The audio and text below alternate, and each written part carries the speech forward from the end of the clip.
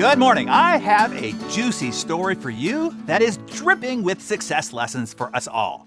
One of our business masterclass alumni, Alex Johnson, just pulled off a David versus Goliath moment. He and his brother Mike, who run a small family-owned print shop, outmaneuvered the local printing behemoth to win a bid that is about to change their lives. And how they did it is pure gold. Now, Alex and Mike aren't just any print shop owners. They are scrappy, ambitious, and always on the lookout for the next big opportunity. So, when the local government announced that a contract was going to be available to produce all their tourism materials and marketing collateral, Alex's eyes lit up. This was the kind of opportunity that could skyrocket their profile and revenue. But wait, there was a catch. Their arch nemesis, the big Goliath print company downtown, was also throwing their hat in the ring.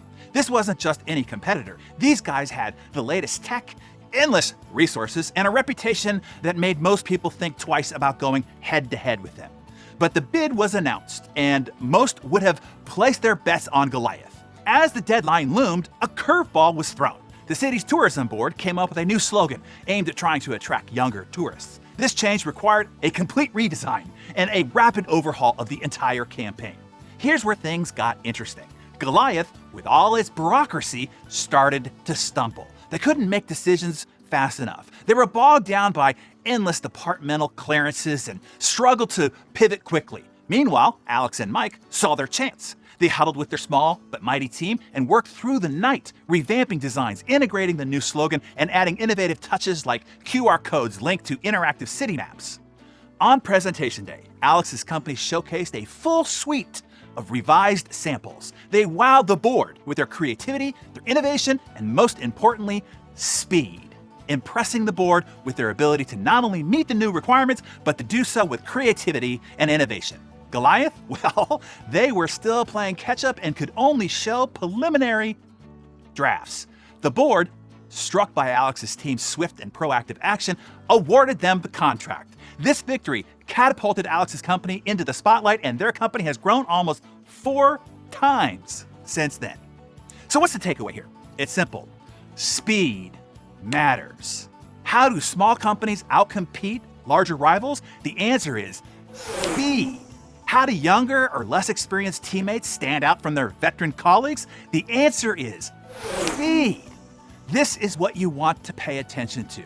There's this thing called the gap, the time between thought and action, and you want to close that gap and quickly. The time between idea and action, and you want to close that gap quickly. The time between request and response, close the gap quickly. There are 3 modes of speed used to close the gap. You ready to write these down?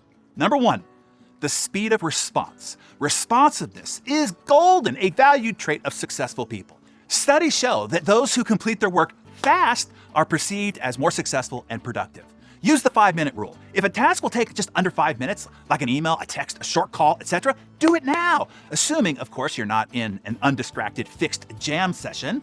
The rule's key feature is that these tasks should never go on your to-do list. Save your list for more substantial actions. Number 2, the speed of decision-making. Many people avoid decisions because of their fear of failure. When, as in how quickly a decision is made, is often more crucial than which option is chosen. Over the long haul, fast decisions are more optimal than slow, carefully planned out ones. And make a choice, regardless of the outcome. It primes you to continue to make decisions. And that is how you get and maintain momentum. To make faster decisions, use the Jeff Bezos decision framework. He calls it reversible versus irreversible decisions. Essentially, you want to analyze the stakes. Irreversible decisions, these are high-stake decisions, such as which college to go to, who to marry, which products to launch, whether to buy another company, etc. Decisions you can't easily take back. They're one-way doors, so to speak. You want to spend more time thinking deeply about those decisions.